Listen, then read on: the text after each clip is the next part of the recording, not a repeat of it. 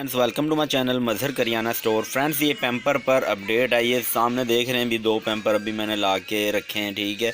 अभी सुबह का टाइम है, मैं वीडियो बना रहा हूँ। रात लेके आया था लेकिन टाइम नहीं मिला।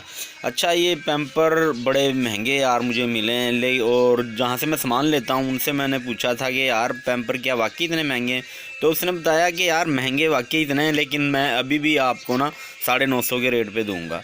तो लेकिन हफ़्ता ही हो गया जहाँ से मैं सामान लेता हूँ, 1 हफ़्ता हो गया कि उनके पास पैम्पर आ नहीं रहे। अभी उसने मुझे कहा है कि एक दो दिन में क्या कह रहा था कि कल तक आ जाएंगे पैम्पर, तो इंशाल्लाह आपको पिछले वाले रेट पे ही मिलेंगे, 950 वाले रेट पे ही।